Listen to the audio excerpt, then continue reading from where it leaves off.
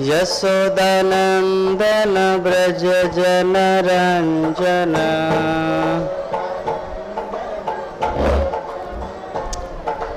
यशोदानंदन ब्रज जन रंजन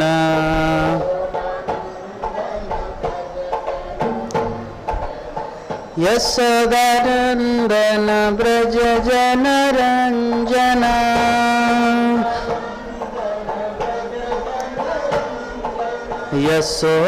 यशोदानंदन ब्रज जन रंजन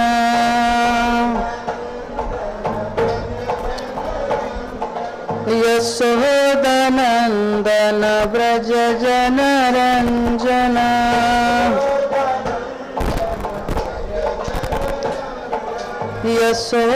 यशोदानंदन ब्रज जन रंजन यमुना तीरावनचारी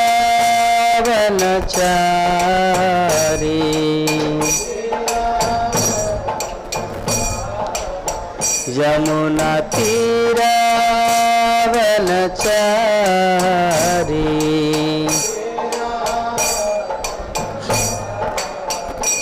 जय राधा माधव कुंज बिहारी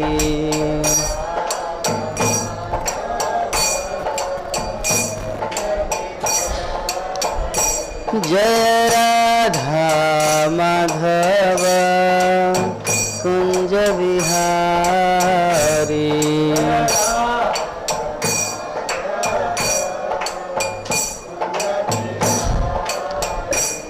जय राधा माधव राधा माधव राधे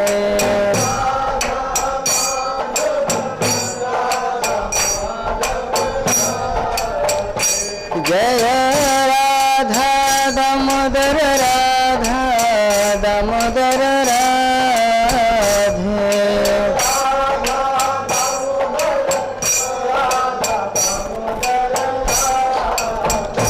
जय पंचतत्व पंचतत्व पंचतत्व जय पंचतत्व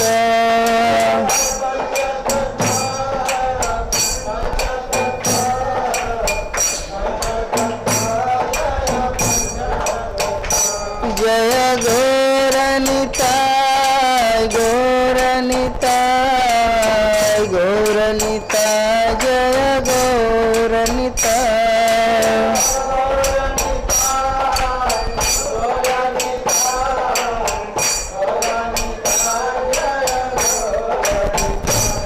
जय जय प्रभुपाद प्रभुपाद प्रभुपाद प्रभुपाद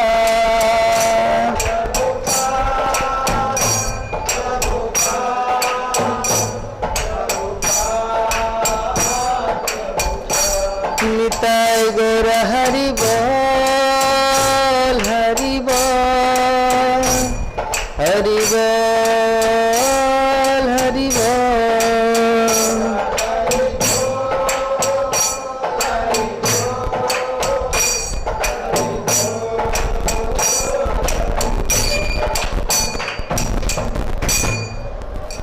जय ग्रंथरा श्रीमद् भागवत महापुराण की, हरिनाम संकीर्तन की, जगत गुरु शिल प्रभुपाद की, गौर प्रेमानंदे। ओम अज्ञानतिमिरान्धस्य ज्ञानञ्जनशलाकया चक्षुरुन्मिलितं येन तस्मै श्रीगुरुवे नमः। श्रीचैतन्यमनोभीष्टं स्थापितं येन भूतले स्वयं रूप कदा मह्यं ददाति सपदान्तिकं। वन्देऽहं श्रीगुरु श्रीयुतापदकमलं श्रीगुरुन् वैष्णवांश्च। श्रीरूपं साग्रजातं साधना रघुनाथं नितं तं सजीवम्। साद्वैतं सावधूतं परिजनसहितं कृष्णचैतन्यदेवं श्री राधा कृष्ण पादान सहगण ललिता श्री विशाखान्वितांश नमो विष्णुपादाय कृष्ण पृष्ठाय भूतले श्रीमते भक्तिवेदांत स्वामी निति नामिने नमस्ते सरस्वती देवे गौरवाणी प्रचारिणे निर्विशेष शून्यवादी पाश्चात्य देशतारिणे वाञ्छाकल्पतरुभ्यश्च कृपा सिन्धुभ्यैव च पतितानं पावनेभ्यो वैष्णवेभ्यो नमो नमः। हे कृष्ण करुणा सिंधु दीनबंधु जगत्पते गोपीश गोपिका कांत राधा कांत नमस्ते। तप्त कांचन गौरांगी राधे वृंदावनेश्वरी वृषभानुसुते देवी प्रणमामि हरिप्रिये। जय श्री कृष्ण चैतन्य प्रभु नित्यानंद श्री अद्वैत गदाधर श्रीवासादि गौर भक्तवृंद। हरे कृष्णा कृष्णा कृष्णा हरे हरे हरे राम राम राम हरे हरे। ओम नमो भगवते वासुदेवाय ओम नमो भगवते वासुदेवाय ओम नमो भगवते वासुदेवाय। नारायणं नमस्कृत्य नरं चैव नरोत्तमं देवीं सरस्वतीं व्यासं ततो जयमुदीरये। नष्टप्रायेषु अभद्रेषु नित्यं भागवत सेवया भगवती उत्तम श्लोके भक्तिर्भवति नष्टिकी। मुखम करती वाचालं हरे कृष्णा। तो आज हम लोग श्रीमद् भागवतम के तृतीय स्कंद 21 अध्याय श्लोक संख्या 8 इसके ऊपर चर्चा करेंगे। तो हम लोग दामोदर महीना में भजन साधन कर रहे हैं मायापुर धाम में। बहुत सारे भक्तगण है जो अभी ब्रजमंडल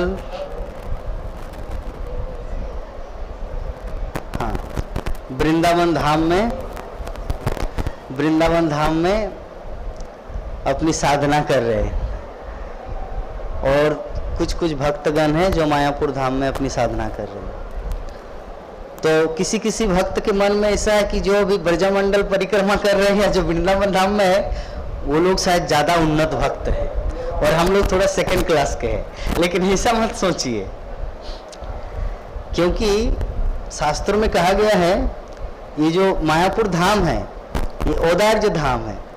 औदार्य धाम का अर्थ होता है कि क्या एग्जाम्पल दूं, जैसे कोई व्यक्ति नौकरी करता है तो नौकरी करने के बाद उनको एसेट की महीने में उनको 50,000, 80,000 या 1 लाख तनख्वाह जो है निर्धारित किया गया है वो मिलेगा। और एक टाइप का बिजनेस होता है, अगर बिजनेस करेंगे तो 1 लाख या 5 लाख रुपया भी महीने में कमा सकते हैं। तो मायापुर धाम वो लाइक औदार्य धाम है ना, बिजनेस प्रॉपर्टी की तरह है। यहाँ पे कुछ भी करेंगे ना, वृंदावन धाम में जो 1 लाख रुपया आपका वेतन होने वाला था यहाँ पे 5 लाख भी हो सकता है। इसीलिए मन में ये विचार नहीं लाना है अरे जो ब्रजमंडल कार्तिक महीना में दामोदर महीने में भगवान दामोदर का गिरि गोवर्धन, राधा कुंड, श्याम कुंड, पूरा 84 कोस वृंदावन, राजस्थान, भरतपुर वह सब इलाका कर रहे हैं, वो लोग कितने भाग्यवान हैं। हम लोग सेकंड क्लास है, वो फर्स्ट क्लास एसी में गए, हम लोग सेकंड क्लास है, ठीक है। और जो बाहर है, जो वृंदावन में भी नहीं है, मायापुर में नहीं, वो सोच रहे मैं थर्ड एसी में हूँ। लेकिन ऐसा नहीं है। दामोदर महीना ये सिर्फ वृंदावन धाम के लिए नहीं है, दामोदर महीना संपूर्ण पृथ्वी के लिए है। तो आज का श्लोक जो है हम लोग उच्चारण करते हैं। तावत् प्रसन्न भगवान पुष्कराक्ष कृते युगे दर्शयामास तं छत्त शाब्दं ब्रह्म ददद्वपु तावत् प्रसन्न भगवान् पुष्कराक्ष कृते युगे दर्शयामास तं क्षत्त शाब्दं ब्रह्म ददद्वपु तावत् प्रसन्न भगवान् पुष्कराक्ष कृते युगे दर्शयामास तं क्षत्त शाब्दं ब्रह्म ददद्वपु। अनुवाद और तात्पर्य हिज डिवाइन ग्रेस ऐसी भक्तिवेदांत स्वामी जगतगुरु श्रील प्रभुपाद के द्वारा। ये जो संस्कृत लैंग्वेज है, संस्कृत भाषा है, हम लोग सिर्फ सुने हैं कि ये समस्त भाषाओं की जननी है, लेकिन हम लोग को दिखने को मिल रहा है। देखिए एक एक शब्द को आप ध्यान दीजिए। तावत प्रसन्न, प्रसन्न मतलब प्रसन्न, ठीक है। तावत मतलब तब, कितना सरल भाषा है। कुछ दिन पहले मैं एक सीरियल देख रहा था तिरुपति बालाजी का, तो पूरा तिरुपति बालाजी का जो सीरियल है पूरा तेलुगु भाषा में है। ऐसे में जगन्नाथ सीरियल जो था वो मैंने देखा उड़िया समझ में आ गया, क्योंकि सुनते सुनते समझ में आ गया, क्योंकि बंगाली जैसा ही है और संस्कृत मिला हुआ है, उड़िया भाषा भी। तो जब तेलुगु सुन रहा था तिरुपति बालाजी का, श्रीनिवासा गोविंदा, ये सब कैसे प्रकट हुआ, भृगु मुनि गए भगवान की परीक्षा लेने के लिए, ब्रह्मा बड़ा है, विष्णु बड़ा है या शिव बड़ा है, तो उसमें कुछ कुछ जो संस्कृत शब्द है वो समझ में आ रहा है, लेकिन तेलुगु वो समझ नहीं आ रहा है। तो जरा देखिए, अगर कोई संस्कृत भाषा को जानते थोड़ा बहुत, तो विश्व के किसी भी कोने में जाए, चाहे वो चाइनीज चले जाए, रसिया चले जाए, फ्रांस चले जाए, क्योंकि समस्त भाषाओं की जननी संस्कृत है। लोगों को लगता है कि संस्कृत सबसे बड़ा कठिन है, लेकिन नहीं, संस्कृत कठिन नहीं है। इसकी जो भाषा एक एक शब्द देखिए, आप लोग खुद समझ सकते हैं, अनुवाद करने का जरूरत नहीं। तावत मतलब प्रसन्न, मतलब प्रसन्न, आप लोग बोर्ड में देखिए। भगवान मतलब भगवान। पुष्कराक्ष अर्थात कमल के समान नेत्र वाले, पुष्कर, अक्ष मतलब आंख, अक्ष, जो भगवत गीता में श्लोक है ना, मयाधक्षेन प्रकृति सूयते चराचरम कृते युगे। कृते मतलब कृत मतलब पुण्य, और पुण्य का मतलब सत्य युग होता है। कलियुग तो पाप का युग है। कृते यद धायते विष्णु, कृते, कृत मतलब पुण्य या सत्य। सत्य युग ऐसा युग था जहां आपके पाप का लेस मात्र भी नहीं था, इसलिए उसको कृते कहा गया। कृते, कृते युगे मतलब सत्य युग में। दर्शया मास तं क्षत्त, दिखलाया, दर्शया मास मतलब दर्शन दिया। कौन? तम, तम मतलब किसको? कर्दम मुनि को। फिर छत्त, छत्त मतलब क्षत्रिय, हे विदुर, मैत्रेय ऋषि सुना रहे विदुर को ये कथा, कर्दम मुनि की कथा। शाब्दम, शाब्दम का अर्थ होता है जिसे वेदों के माध्यम से ही जाना जा सकता है। ब्रह्म संहिता में क्या बोले हैं ब्रह्मा जी? भगवत गीता में भगवान बोले कि वेदेश सर्वेर अहम एव वेद, समस्त वेदों के द्वारा एकमात्र मैं जानने योग्य हूं। और ब्रह्म संहिता में क्या श्लोक है? वेदेषु दुर्लभम अदुर्लभम आत्मभक्तो। वेदेषु दुर्लभम मतलब वेद के द्वारा भगवान को समझा नहीं जा सकता, तो कैसे समझाएंगे? अदुर्लभम आत्मभक्तो। आत्मभक्त का अर्थ होता है जो भगवान के भक्त होते हैं। भगवान के भक्त के पास वो दिव्य ज्ञान रहता है, उनके पास वो क्वालिटी है, कैपेसिटी है, वो किसी को भी कृष्ण दर्शन करा सकते हैं, किसी को भी। क्योंकि वैष्णव श्लोक क्या है? तोमार वैष्णवेर आवेदने कृष्ण दयामय, कि अगर कोई वैष्णव किसी के लिए प्रार्थना कर दे तो भगवान को दर्शन देना ही होता है। शाब्दम ब्रह्म दधद, दधद मतलब प्रकट।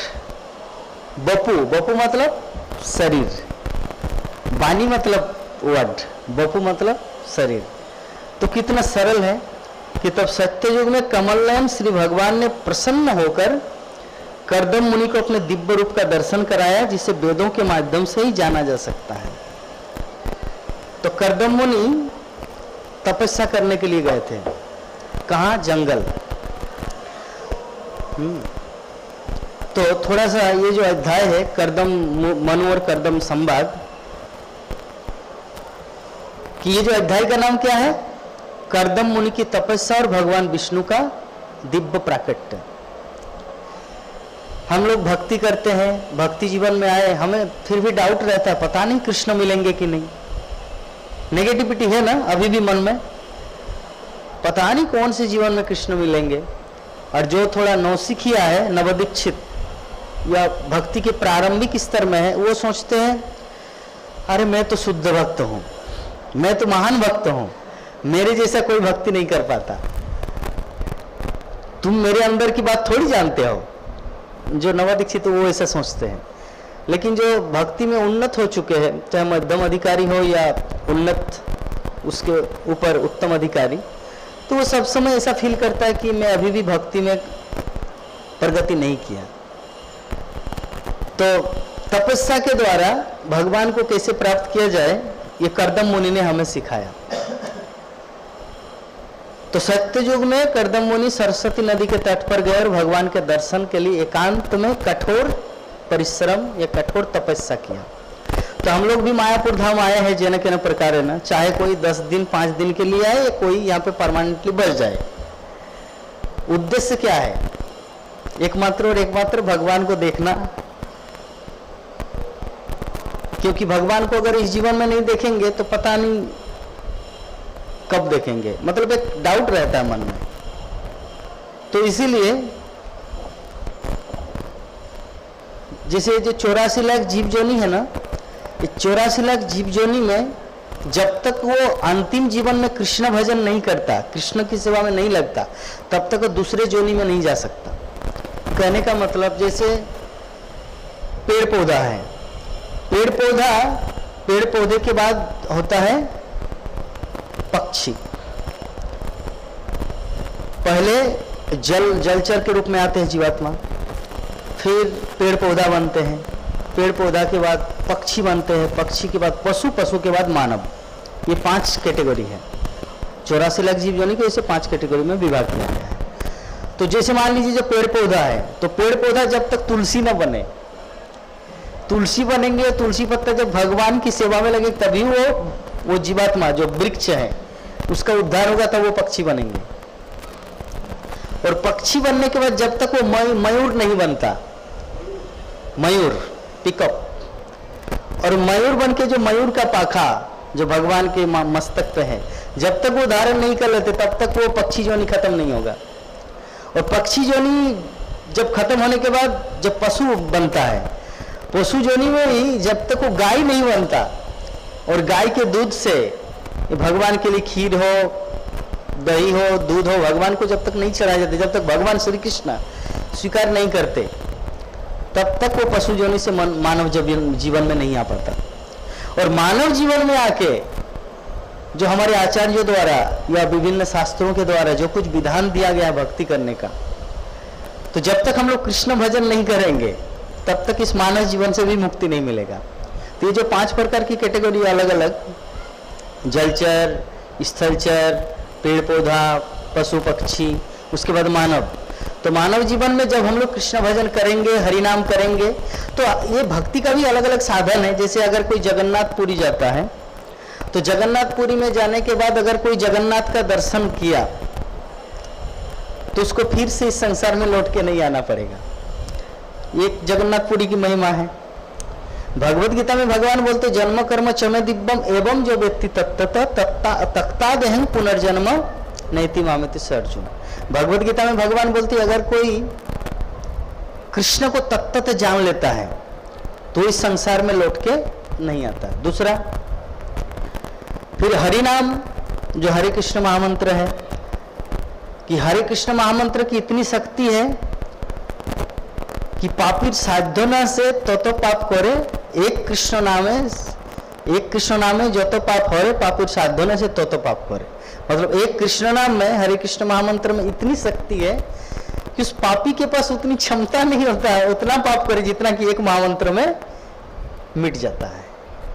मतलब एक व्यक्ति चाहे कितना ही पाप क्यों न करे, कहने का सरल भाषा यही है, एक कृष्ण नाम में इतनी शक्ति है कि वो सभी पाप मिट जाएगा। लेकिन अभी सोचना है या समझना है कि वो महामंत्र किस क्वालिटी का होगा। हाँ, क्योंकि हम लोग कुछ कथा भी सुने हैं, ऐसे एक मछुआरा था, मछुआरा मतलब एक नाविक था जो इस पार से उस पार वो अपने यात्रियों को ले जाते थे। तो राजकुमारी थी जिनके पास पैसा नहीं था, तो उनके पास कुछ ऐसे मतलब कुछ ऐसे अलंकार था। तो नाविक को बोला कि देखिए मेरे पास पैसा तो नहीं है, 25 पैसा या 50 पैसे या 10 पैसा जितना भी हो, प्राचीन काल की बात है, कुछ मोहर नहीं है, लेकिन मेरे पास कुछ अलंकार है। तो नाविक बोला कि नहीं, मुझे तो पैसा ही चाहिए, 25 पैसा चार आना, मुझे पैसा ही चाहिए। तो अभी क्या करेंगे? उनको जेना तेना प्रकार ने पकड़ा दिया, बोले कि लो ये अलंकार ले लो, ये सोने का है, गोल्ड है, इस पे 5,000 10,000 रुपया है, जो आप 25 पैसा चाह रहे, 8 आनी या 4 आनी, उससे भी ज्यादा है ये। तो सामने एक बनिया भी था उसी नाव में, तो नाविक तो पहचान नहीं पाया, लेकिन बनिया पहचान लिए, बोले दो दो दो, दो मुझे दो। वो पूरा 5,000 रुपये का सामान रख लिया और 50 पैसा दे दिया, तो नाविक को दे दिया। तब वो राजकुमारी सोच रही है, अरे किस तरह का मूर्ख है, मतलब इतने अनमोल रतन धन को पहचान नहीं पाए। तो उसी प्रकार हमारी अवस्था है। जो हरे कृष्ण महामंत्र नाम तो है, कोई बोलते हैं राधा राधा राधा राधा नाम जप करो, कोई बोलते हैं नारायण नारायण जप करो, कोई बोलते गोविंद नाम जप करो, कोई बोलते श्रीनिवास गोविंद जप करो, कोई बोलते जय जगन्नाथ जप करो। भगवान के सभी नाम हैं, लेकिन विशेषकर इस कलियुग में अगर कोई हरे कृष्ण महामंत्र का जप करता है, वो सीधा गोलोक वृंदावन का फ्लाइट पकड़ेंगे। बाकी तो जब कोई एयरपोर्ट में जाता है, अलग अलग फ्लाइट है, कोई शिमला जाता है, कोई गुवाहाटी जाता है, कोई दिल्ली जाते हैं, कोई दुबई, कोई अमेरिका। तो अगर आप यूएसए वाला फ्लाइट टिकट काटे तो आपको कहां पहुंचाएंगे? सीधा यूएसए, अमेरिका। तो फ्लाइट है अलग अलग। तो भगवान के जितने सारे नाम है, सब में क्षमता है। ऋषिकेश का नाम जब करेंगे तो ऋषिकेश लोग चले जाएंगे, क्योंकि वैकुंठ तो अनेक है, वैकुंठ एक नहीं है, वैकुंठ अनेकों वैकुंठ है। भगवान के जितने नाम है, एक एक नाम का एक वैकुंठ है। ये सब आपको मिलेगा चैतन्य महाप्रभु का शिक्षामृत, द टीचिंग ऑफ लॉर्ड चैतन्य, ये पुस्तक आप लोग पढ़ लेना, वहां पे ये चीज उल्लेख है कि भगवान के जितने सारे नाम है, भगवान के कितने नाम है? अनंत नाम है, तो इसलिए अनंत वैकुंठ है। अगर आप जनार्दन नाम जपते रहेंगे तो जनार्दन लोक है, एक पार्टिकुलर नाम जनार्दन, तो आप उस लोक में चले जाएंगे। तो अगर कोई हरे कृष्ण महामंत्र जप करता तो सीधा गोलोक वृंदावन जाएगा। तो अभी चूज करना आपको कौन सा फ्लाइट पकड़ना है, ठीक है। तो सरस्वती नदी के तट पर भगवान हरि के दर्शन करने के लिए कर्दम मुनि गए थे, और वहां पर क्या किया? वो मौन, संयम और अल्पाहार में रहते केवल एक ही लक्ष्य रखते थे, भगवान का दर्शन। ये जो कार्तिक महीना, दामोदर महीना सभी भक्तगण पालन करते हैं। कोई कोई तो अभी हविषान्न खाते हैं। हविषान्न मतलब समझ गए? जो भक्ति में नए नए आए उनको हविषान्न का पता चलेगा जब किसी का मृत्यु होता है, और जो 7 दिन या 13 दिन का जो होता है ना, पितृपक्ष नहीं, परिवार में कोई मर गया, तब तो ऐसे मसाला, तेल या जीरा ऐसे कुछ देखिए, सिर्फ सादा अन्न, सिर्फ आलू और राइस डाल के घी देता है कि नहीं मुझे डाउट है, बस उसको सिद्ध करके खाना है, उसको कहा जाता है हविषान्न। ये तपस्या है कि आपको जीने के लिए खाना है, तृप्ति के लिए, इंद्रिय तृप्ति के लिए नहीं। तो भगवान ये जो दामोदर महीने में, तो यहाँ पे कर्दम मुनि क्या किया? मौन, ज्यादा बात नहीं करते थे किसी से, कठोर तपस्या और अल्पाहार, अत्यंत अल्पाहार करते थे, क्योंकि उनको चाहिए था भगवान का दर्शन। जैसे चातक पक्षी जो होते हैं ना, चातक पक्षी को अगर आप मानसरोवर में भी डाल देंगे, मानसरोवर का पानी कितना स्वच्छ है आप लोग को पता है? आप लोग बोतल खरीदे कभी? हिमालय बोतल, जो एक बोतल का दाम है 130 रुपया, 20 रुपये में बिसलेरी मिलता है, और हिमालय मिलता है कितना, 130 रुपया में, सेम 1 लीटर ही है। वो पानी कभी पीना और ये पानी भी पीना। पहले जब गुरु महाराज के रूम में जाते थे, भक्ति चारू स्वामी गुरु महाराज के रूम में, तो वही बोतल पड़ा रहता था हिमालय। क्योंकि क्यों वो बोतल पीते थे? क्योंकि उनको पूरा पृथ्वी भ्रमण करना है। तो अगर इधर का भी पानी पिएंगे, अब बंगाल का पानी बिस्लरी, या मध्य प्रदेश का पानी एक्वागार्ड, या छत्तीसगढ़ का पानी, ये अगर ऐसे अलग अलग पानी पिएंगे तो बॉडी साथ नहीं देंगे। मतलब वातावरण, जलवायु मतलब चेंज हो जाएगा, तो शरीर गड़बड़ हो जाएंगे, तो प्रवचन नहीं दे पाएंगे, प्रचार नहीं कर पाएंगे। इसीलिए एक ही पानी पीते थे, चाहे इंडिया में रहे, मायापुर में रहे, मुंबई में रहे, वृंदावन में रहे, अमेरिका में रहे, सिंगापुर में, जहां रहे।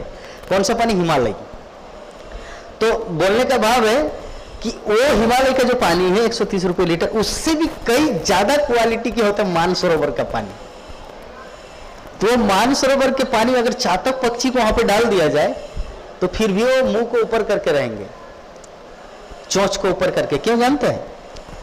वो वर्षा ऋतु की एक बूंद, जो साल में वर्षा ऋतु कब होता है? जुलाई अगस्त ना। तो पूरा साल वो इंतजार करता है कब मेघ से, बादल से पानी गिरेगा उनके चोंच पे, वो ग्रहण करेंगे। तो इसे कहा जाता तपस्या।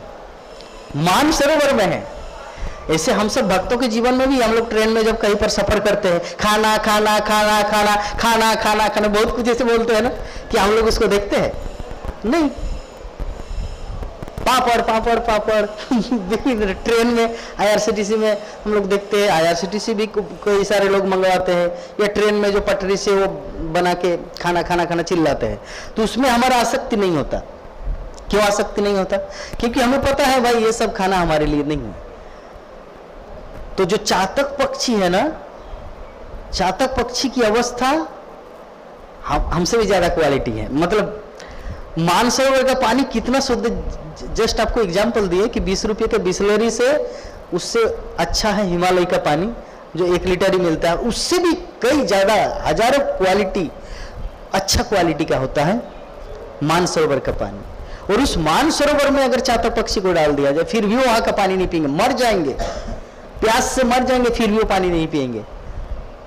वो वर्षा ऋतु को एक बूंद के प्यास पूरा साल इंतजार करते हैं। तो तपस्या करेंगे तभी कृष्ण मिलेंगे।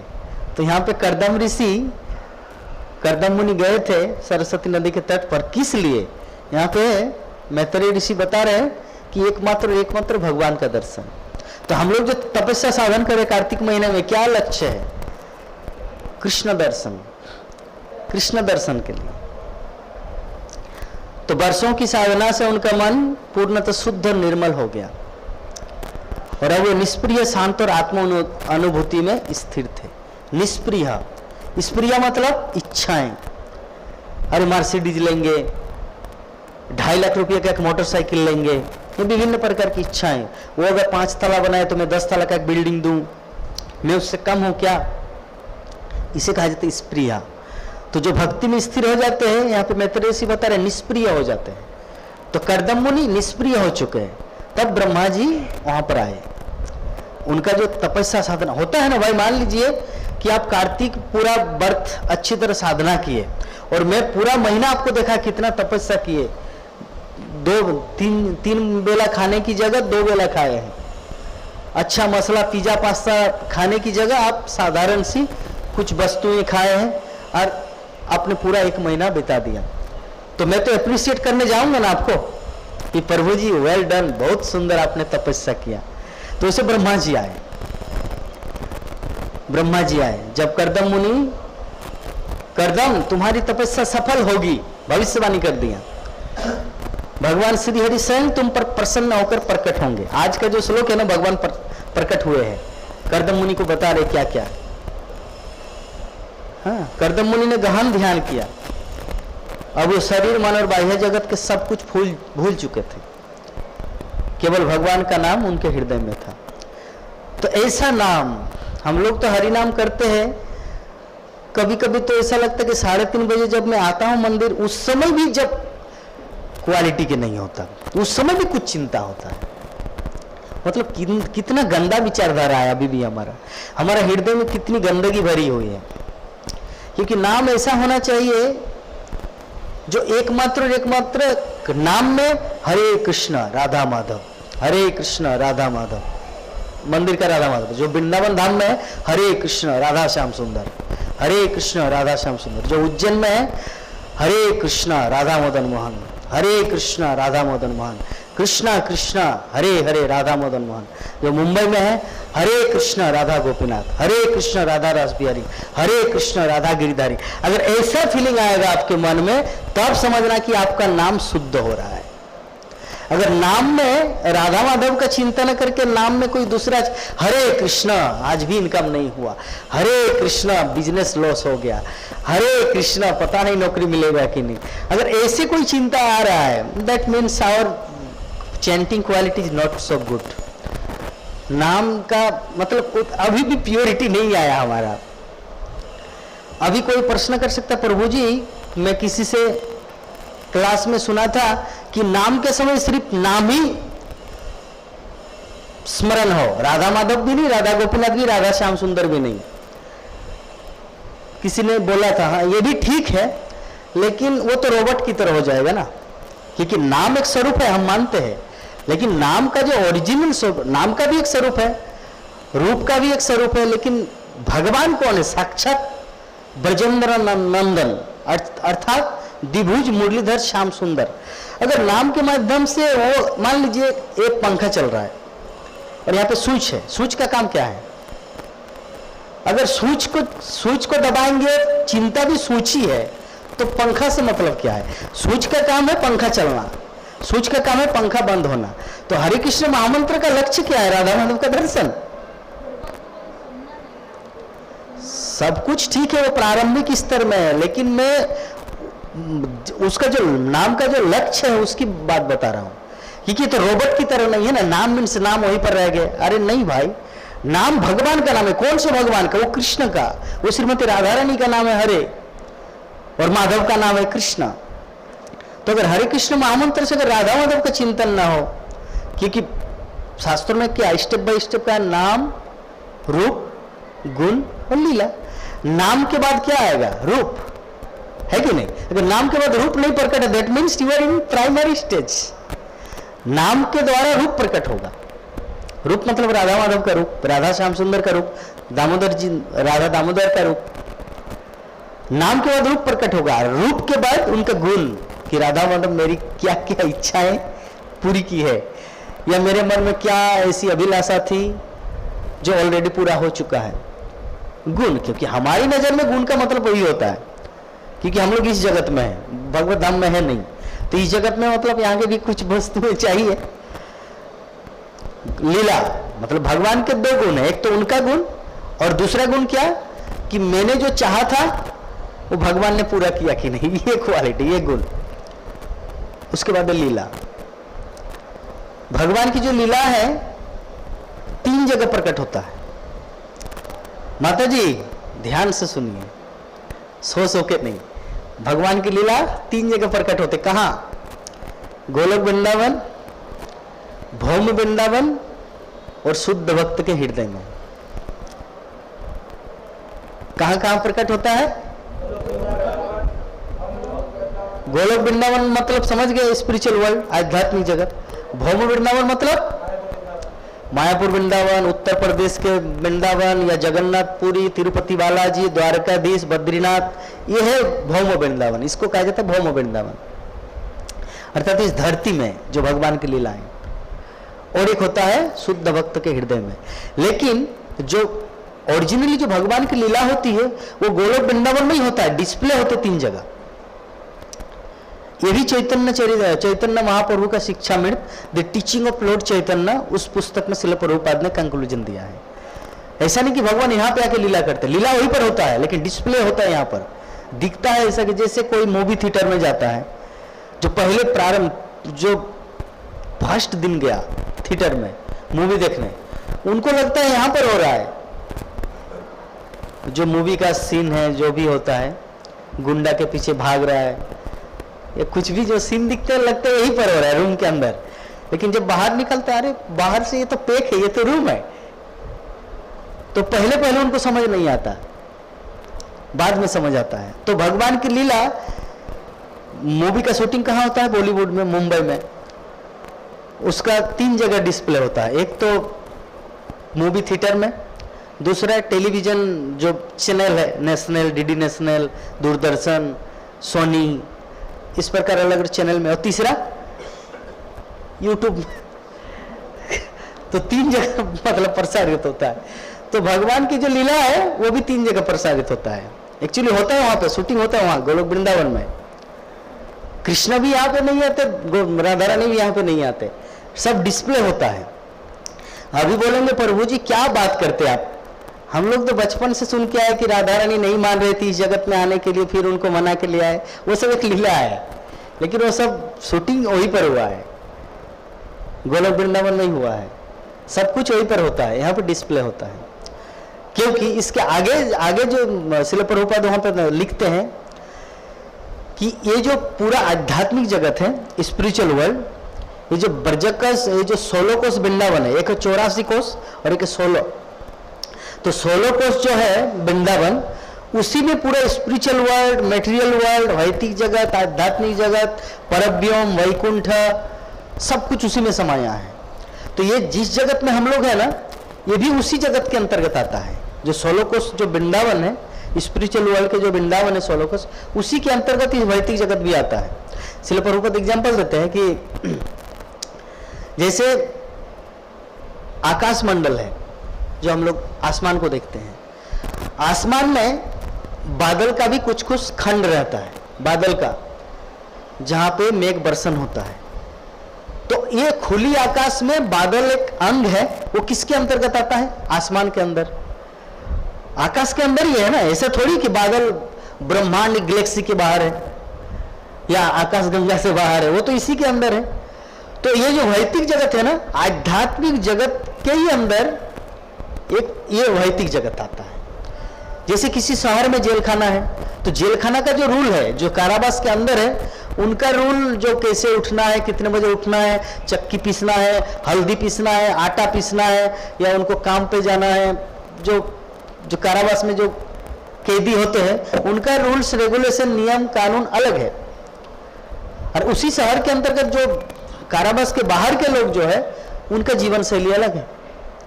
भले ही उसी शहर में हो, चाहे मुंबई हो, दिल्ली हो, रांची हो, जमशेदपुर हो, कुछ भी हो, लेकिन जो कारावास के अंदर का रूल्स अलग है। तो उसी प्रकार ये पूरा आध्यात्मिक जगत पूरा खुला आकाश है, जो जहां चाहे उड़ के जा सकते हैं। लेकिन उसी आकाश के अंतर्गत बादल रूपी जेल खाना भी है, that is called material world, जहां पे हम लोग वास करते हैं। तो यहाँ पे हम लोग बद्ध जीव हैं। जैसे कारावास में सभी कैदी बद्ध है, उसी हम लोग इस जगत में बद्ध है। जैसे कारागार से छूटने के लिए उनको विभिन्न प्रक्रिया अपनाना पड़ता है, या तो राइटिंग लेटर देना है राष्ट्रपति को या जेलर को कि मैं जो गलत काम किया था, जिसका परिणाम हम भुगत रहे हैं, उसको हम फिर से नहीं करेंगे, आप हमें कृपा कीजिए, मुझे यहाँ से निकलने दीजिए। एक एप्लीकेशन होता है। एक होता है उनका म्यादी, मतलब उनका जो समय सीमा है, 7 साल की सजा, 14 साल की सजा, वो सजा के बाद वो मुक्त होगा। तो हम लोग जो है ना, अगर ऐसे ही चलते रहेंगे, पता नहीं कितना दिन लग जाएगा इस भौतिक जगत से मुक्त होने के लिए।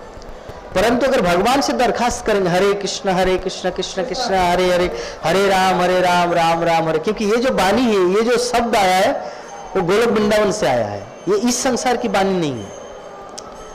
गोलोक प्रेमधन हरिनाम संकीर्तन, ये गोलोक वृंदावन का प्रेम धन है। ये जो हरे कृष्ण महामंत्र है, इस संसार का कोई ब्राह्मण ने कोई रट के ये बनाया नहीं। इसे कुछ कुछ वस्तु सीधा गोलोक वृंदावन से आया है। ये जो हरे कृष्ण महामंत्र वहां से आया है। जैसे भगवान के विग्रह, तिरुपति बालाजी हुआ, बद्रीनाथ हुआ, और भी कुछ कुछ ऐसे विग्रह है, द्वारकाधीश हुआ, वो सीधा प्रकट हुआ है, आध्यात्मिक जगत से इस संसार में आए हैं। ठीक है। जो जगन्नाथ विग्रह है वो तो चेंज किया जाता है प्रति 12 वर्ष, नवकलेवर होता है। उससे पहले जो विग्रह था नीलमाधव, वो इस पूरे पृथ्वी का एक विग्रह था, only one deity in this world, एक विग्रह था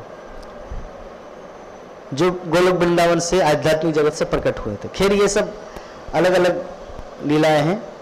तो 8 नंबर जो आज का हमारा श्लोक है, कितना टाइम बचा है, 13 मिनट। तो सत्ययुग की पवित्रता, सत्ययुग की पवित्रता कि वो उन्होंने तपस्या किया और भगवान उनको दर्शन देने के लिए आए। तो तप का वातावरण कैसा होना चाहिए? जैसे मायापुर धाम का जो वातावरण है, आप लोग को कई बार मैं क्लास में बोल चुका हूं कि पूरे विश्व में जहां जहां इस्कॉन टेम्पल है या जितने सारे भारत में धाम है, तीर्थ यात्रा है, तीर्थ हम लोग जाते हैं, मायापुर धाम में जो भक्ति करने का जो प्लेस है वो कहीं पर है उपलब्ध, क्योंकि प्रभुपाद ने चुना है ये जगह। Vrindavan is my home, Mumbai office और मायापुर भजन स्थली। तो श्रील प्रभुपाद जो वृंदावन, गोलोक वृंदावन के वासी है, लेकिन उन्होंने भी उत्तर प्रदेश का वृंदावन धाम नहीं चुना, मायापुर धाम चुना भजन साधन करने के लिए। तो हम लोग ऐसे परिवेश में हैं, तो यहाँ पे रहते हुए भी अगर हम लोग शुद्ध भक्ति नहीं कर पाएंगे या शुद्ध भक्त नहीं बन पाएंगे तो हमारा जीवन व्यर्थ है, आवर लाइफ इज यूजलेस, है कि नहीं? क्योंकि क्या फैसिलिटी नहीं है यहाँ पर। आप जहाँ जाएंगे कहीं पर लहसुन प्याज का गंध नहीं मिलेगा। आप दूसरे जगह रहिए ना, अपने जीवन को देखिए, क्या गंध आ रहा है, कौन क्या मीट मछली क्या बना रहे। लेकिन यहाँ पे वो सब कभी भी नाक में आता है, ना आंखों में दिखता है, ना नाकों में कुछ गंध आता है। तो ऐसे परिवेश में मतलब we live in spiritual world, हम लोग आध्यात्मिक जगत में हैं। लेकिन बाहर की दुनिया में जो आप लोग आए हैं, आप लोग तो एक्सपीरियंस कर चुके, अनुभव किए कि कैसे कैसे गंदगी में भी भक्ति करना पड़ता है। तो अगर यहाँ पे रहते हुए अगर हम शुद्ध भक्त नहीं बनेंगे, इसका मतलब हमारा जीवन धिक्कार है, धिक्कार है हमारे जीवन को। क्योंकि बाहर के लोग जो है, जो भक्ति करते हैं, उनको कितना पश्चाताप होता है, काश मुझे भी मायापुर धाम मिल गया होता, है ना प्रभु जी? सबके मन में ऐसा फीलिंग आता है। तो भाई उनके अंदर ऐसा फीलिंग आता है और ऑलरेडी हम लोग यहाँ पर है। हमारा क्या कर्तव्य है कि हमें ऐसा कुछ डिवोटी बन के दिखाना है, ऐसे महात्मा बनना है, ताकि मुझे देखकर, जैसे कल मैं एक लेक्चर सुन रहा था, तो जो अकबर था जिन्होंने निधिवन को प्रकट किया, हरिदास जी, तो अकबर जब उनसे एक बार मिला हरिदास जी से, हरिदास ठाकुर नहीं, वो हरिदास अलग है, तो हरिदास ने जब मिले उनको देख के ही आनंदित हो गया। वो सब दिल्ली का राजपाट, सब कुछ आगरा का ताजमहल सब कुछ छोड़ के यहाँ पर वृंदावन आ गए और हरिदास जी को बोला कि मैं यहीं पर एक कुटिया बनाऊंगा निधिवन में, वृंदावन में, और कुटिया बना के सिर्फ आपको निहारता रहूं। कौन बोल रहा था? अकबर, औरंगजेब का पिताजी नहीं, उनका नाना दादाजी शायद। तो उनके हृदय में सब फीलिंग, उनके अंदर ऐसा भाव कैसे आया? भक्त की कृपा से। हरिदास जी ऐसा भक्त था कि उनके माध्यम से उनको ऐसा शुद्ध भक्ति का थोड़ा सा आभास प्राप्त हुआ। आप लोग श्रीमद् भागवतम में कथा सुने पिंगला वेश्या का। पिंगला वेश्या जब, जो 24 गुरु था, क्या नाम बार बार भूल जाते हैं, हाँ दत्तात्रेय, जब दत्तात्रेय वहां पर गए उस जगह में, तो बरगद के नीचे बैठा था और भगवान का नाम जप कर रहे थे, तो उनके जो शरीर का जो हवा लग गया पिंगला वेश्या को, और पिंगला वेश्या के अंदर उस दिन वैराग्य का उदय हुआ कि आशा ही परमम दुखम नैराश्यम परमम सुखम। पिंगला वेश्या, जरा सोचिए, सारा वेश्या मतलब समझ गए, प्रोस्टिट्यूट, नगर वधू, जो लोगों को मनोरंजन करना, जिनके घर में वाइफ नहीं है, जिनके घर में पत्नी नहीं है, भाई मेरे पास आ जाओ, ऐसे उस समय भी थे। तो पिंगला वेश्या उनका काम ही ऐसा था, लोगों को मनोरंजन करना। तो एक दिन की बात है, जिस दिन वो दत्तात्रेय भगवान का जो हवा, उनके शरीर का हवा जब वो पिंगला वेश्या को लगा, तो देखिए भगवान कैसे वातावरण क्रिएट करते हैं। उस दिन उनके दरवाजे में एक भी ग्राहक नहीं आया, सुबह सोच रहे कि ये आए, देखो सिगरेट पी के आ रहा है, ये शायद मेरे रूम में आएंगे, आया मुड़ के चला गया, ये गांजा पी के आ रहा है, ये शायद आएगा। ऐसे करके पूरा दिन सुबह से लेकर रात के 12 बजे तक, मध्य रात्रि तक वो सिर्फ वेट किया कि कोई आएगा। उनका बोहनी भी नहीं हुआ उस दिन, 1 रुपया का आमदनी नहीं हुआ। तब वो पूरा निराश हो गए। और श्रीमद् भागवतम में 11 स्कंद में 11 स्कंद में इस श्लोक आता है। पिंगला वैसा अपना अनुभव बता रहे हैं कि जो देवताओं के जो उपासक हैं, माता जी ध्यान से सुनिए, जो देवताओं के उपासक हैं, उपासक की जो तृप्ति देवता नहीं कर पाते। देवताओं के पास कितनी क्षमता है। तो जब देवताओं के उपासक को देवता उनकी तृप्ति नहीं कर पाते, तो भला इस संसार के मर्त प्राणी मनुष्य मुझे क्या तृप्ति कराएगा। आजकल डिवोर्स क्यों होता है? पत्नी सोचते कि पति मेरा ऑल इन ऑल, सर्वे सर्वा, मेरी सभी इच्छाओं को ध्यान में रखेंगे। अरे भाई ऐसा कुछ नहीं है। और पति सोचते कि पत्नी मेरी एकदम विश्व अप्सरा, वो मेरी सभी ध्यान रखेंगे। तृप्ति मिलेगा ही नहीं इस संसार में कुछ। विद्यापति बोलते हैं, कवि विद्यापति, इस संसार में जो सुख है ना, वो मरुस्थल की 1 बूंद पानी की तरह है। अगर मरुस्थल में आप कभी गए राजस्थान, वहां पे आप प्यास, बहुत ही प्यासा है, और आप चल रहे रेत में, तप्त रेत में, और आपको 1 गिलास पानी नहीं, 1 बूंद पानी मिला, उससे कुछ होगा? आपको तो उसमें 1 बाल्टी पानी चाहिए था। 1 बूंद पानी, यद्यपि पानी है, लेकिन मरुस्थल में उस पानी का कुछ वैल्यू नहीं है। तो हम लोग, हमारे अंदर जो इच्छाएं हैं, क्योंकि हम लोग कृष्ण के नित्य दास हैं, हम कृष्ण को छोड़कर इस संसार में आए हैं। जैसे एक मछली, अगर पानी से उनको निकाल दिया जाए तो उनको कितना भी हलवा खिलाया जाए, कितना ही गुलाब जामुन, कितना भी कुछ, वो तृप्त नहीं होगा जब तक वो सरोवर में, ये पानी में नहीं चला जाए, तब तक वो तृप्त नहीं होगा। तो हमारी जो स्थिति है, हम लोग जब तक कृष्ण से पूर्ण रूपेण नहीं मिलेंगे, तब तक हमारी जो तृप्ति है वो साधित नहीं होगा, अर्थात हम लोग अतृप्त रहेंगे। ठीक है, तो क्या मैं बोल रहा था? हाँ, यस। तो पिंगला वैसे ये बोल रहे कि देवता तक अपने उपासकों की इच्छा को पूरी तरह नहीं कर पाते, तो भला इस संसार के मनुष्य एक दूसरे मनुष्य की उनको कैसे तृप्त करा सकते? पति पत्नी को, पत्नी पति को, या पुत्र पिता को, पिता पुत्र को कैसे तृप्त करा सकते? Not possible. अगर कोई तृप्त करा सकते इस संसार में, वो है गोविंद। आशा ही परमम दुखम, नैरासम परमम सुखम। और वो पिंगला वैसा बता रही कि आज से मैं अपना जीवन भगवान श्री कृष्ण के चरणों में समर्पित करती हूँ। तो उसी प्रकार हम लोग जो इस्कॉन जीवन में आए हैं, ये श्रील प्रभुपाद के सोसाइटी में योगदान किए हैं, किसी न किसी एक ऐसे महान वैष्णवों का कृपा हमारे ऊपर हुआ है, जिनके जो शरीर का हवा लगा है, तभी हम लोग भक्ति में गिड़गिड़ाते हुए आ गए। क्योंकि हमारे अंदर, क्योंकि हम लोग बद्ध जीव है ना। जैसे एक दूसरा एग्जांपल देते, मान लीजिए कोई व्यक्ति कुएं में गिरा है, तो कुएं में जो व्यक्ति गिरा है वो कितना भी ट्राई करे ऊपर नहीं उठ सकता। पॉसिबल है प्रभु जी? पॉसिबल है। जो व्यक्ति कुएं में गिर गया, लेकिन अगर कोई ऊपर से रस्सी फेंके तब वो उसके सहारे निकल सकता है। तो हमारी स्थिति ऐसा कभी भी नहीं सोचना कि मैं तो पूर्व कर्मों का कोई अच्छा पूर्व कर्म किया था, अच्छा कृति, जिसके कारण पुण्य के फल से मुझे इस जीवन में भक्ति प्राप्त हुआ। नहीं भाई, भक्ति प्राप्त आप यद्यपि, हाँ, पुण्य के फल से आप उस परिवेश में आए, लेकिन भक्ति तो मिला है किसी वैष्णव की कृपा से। क्योंकि कोई ये क्लेम नहीं कर सकता कि जैसे कुएं का उदाहरण दिया, वो कितना भी बलवान हो, कितना भी पतला हो, कितना भी हल्का हो, या कितना ही भारी हो, वो अपने प्रयास से कुआं से निकल नहीं सकता। ऊपर से अगर कोई हेल्प करे तभी वो निकल सकता है। तो उसी प्रकार हम लोग जो भक्ति जीवन में आए ना, उस कुएं में गिरा हुआ प्राणी जैसा है। जब तक किसी ऑलरेडी जो भक्ति में है, वो जब तक कृपा नहीं किए, तब तक हम भक्ति में नहीं आ सकते। तो हम लोग जो आए हैं, किसी न किसी वैष्णवों की कृपा है। कई ऐसे लोग हैं, जब गुरु महाराज से दीक्षा लेते हैं, सब कुछ अपने गुरु को ही समर्पित करता है। अरे भाई, इस्कॉन इतना बड़ा सोसाइटी है, अगर सब कुछ आपका गुरु है तो प्रभुपाद क्या है? ये वैष्णव समाज के, अगर मान लीजिए वैष्णव समाज न रहे, आप सिर्फ अपने गुरु के सहारे अपने भक्ति जीवन साध सकते हैं।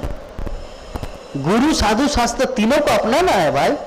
कुछ कुछ ऐसे सेंटिमेंट लोग आ जाते हैं कि मेरा दीक्षा गुरु ही सर्वे सर्वा। अरे भाई, दीक्षा गुरु किसके माध्यम से मिला?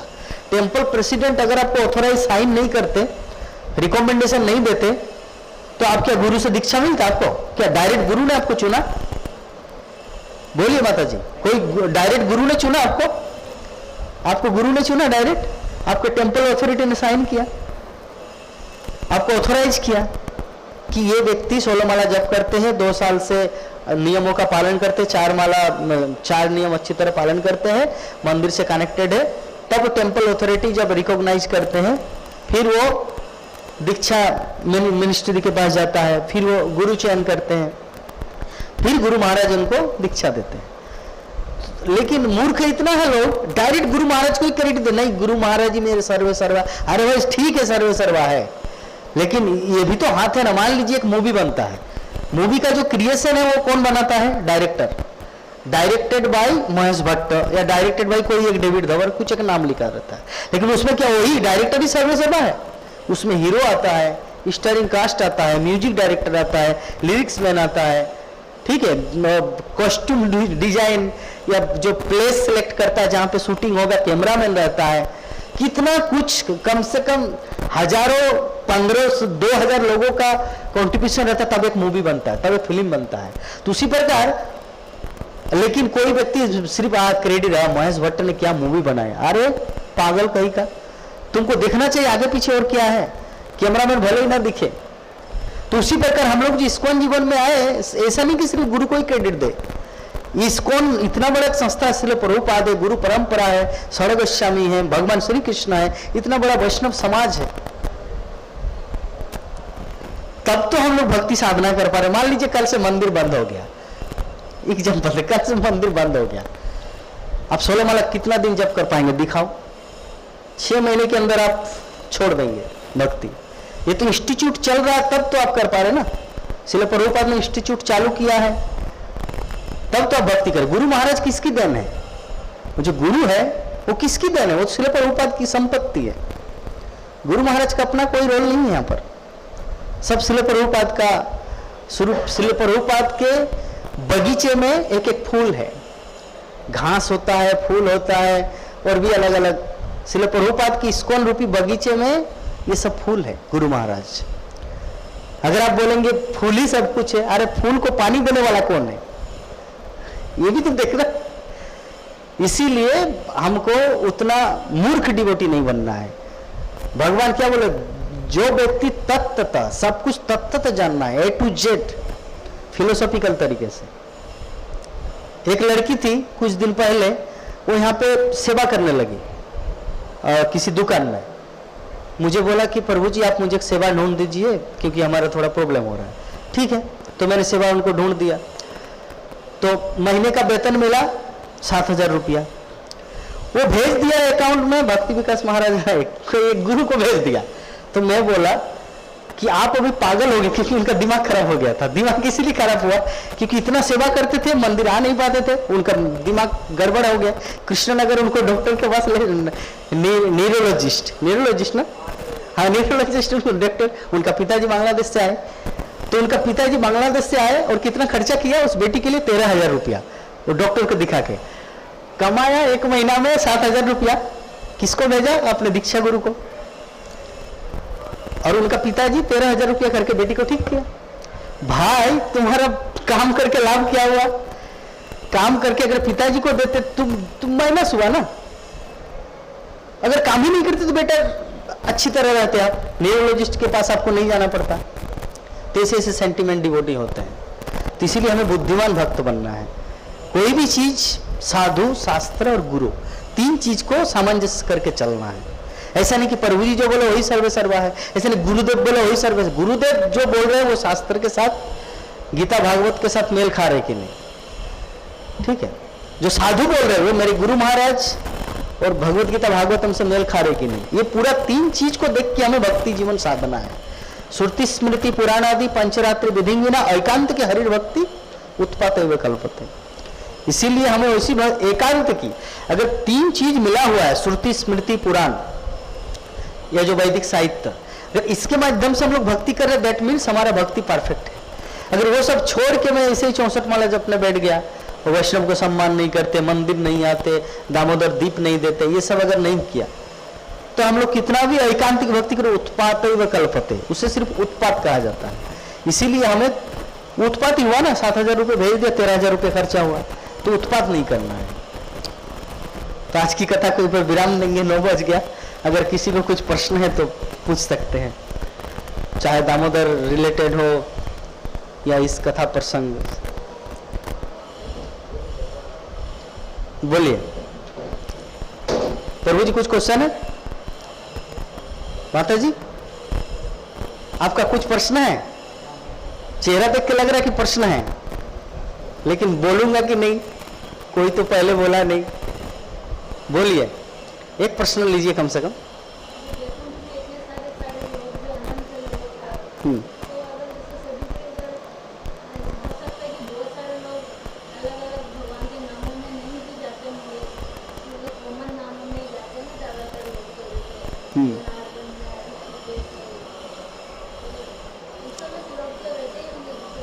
वो मतलब आपका प्रश्न कि इतने सारे जो गोलोक, इतने सारे लोक है, भगवान के अनंत नाम है तो अनंत लोक है।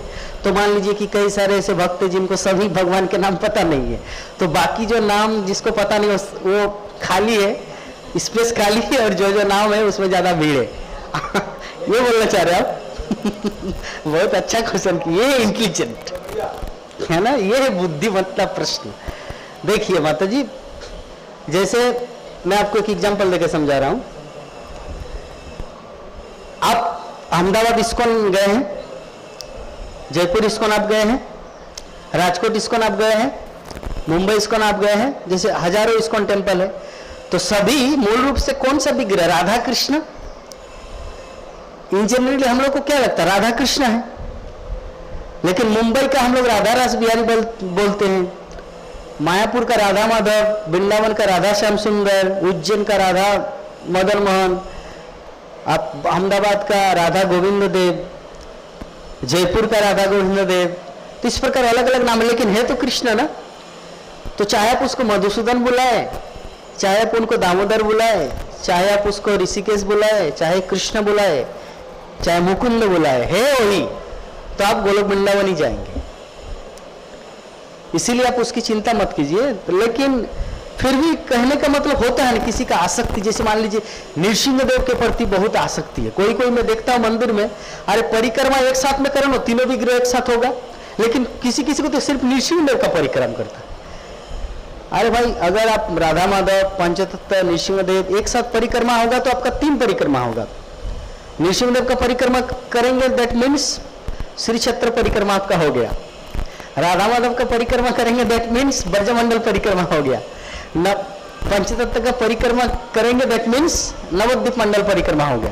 तो अगर पूरा मंदिर को अगर एक साथ परिक्रमा करेंगे तो आपका श्री क्षेत्र परिक्रमा, नवद्वीप मंडल परिक्रमा और 84 कोस वृंदावन धाम ब्रज कोस परिक्रमा हो जाएगा।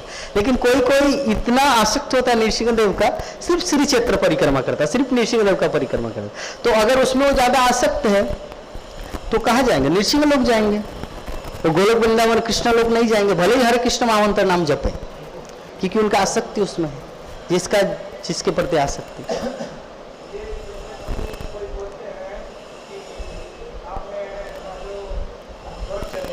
कहा?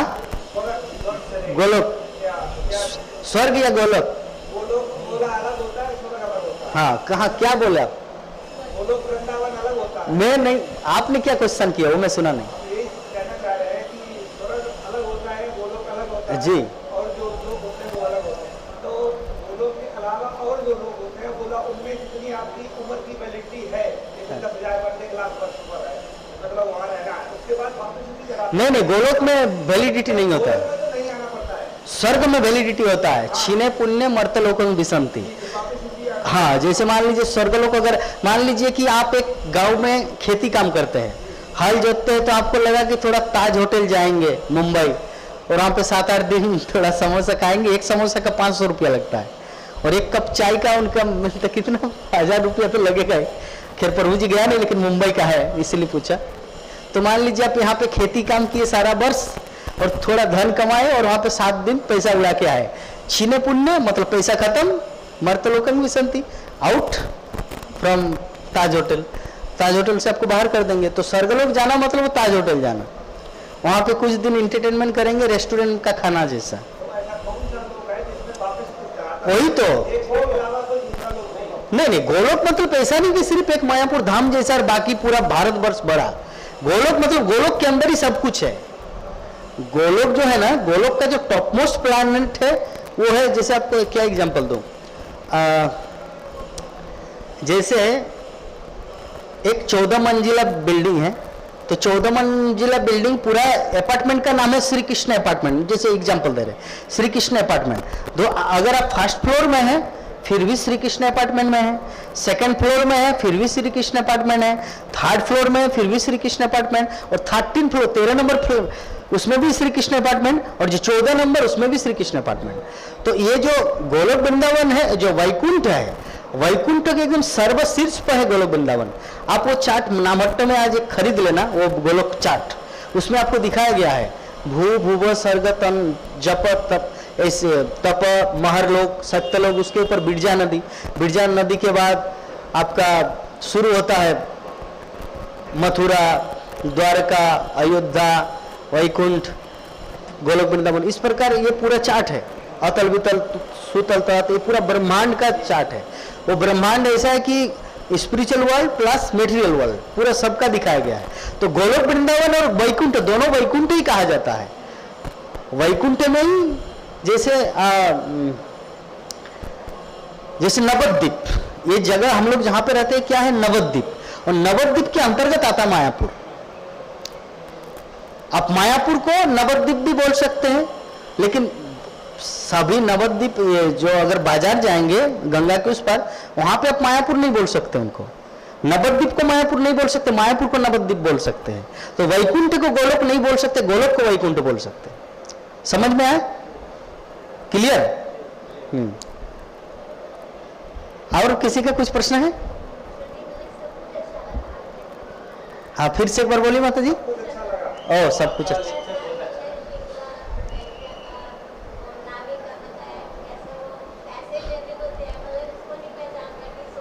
यस, हाँ, हरिनाम की कीमत हमें पता नहीं है जी। प्रभु जी, आप एक क्वेश्चन नीचे आपके पर, हाँ बोलिए। ठीक है, और किसी का नहीं है? जय ग्रंथरा श्रीमद् भागवत महापुराण की, दामोदर महीना की, कार्तिक मास की, अनंत कोटि वैष्णव भक्तविंद की, समस्त गौर भक्तविंद की, निताय गौर प्रेमानंदे हरि हरि।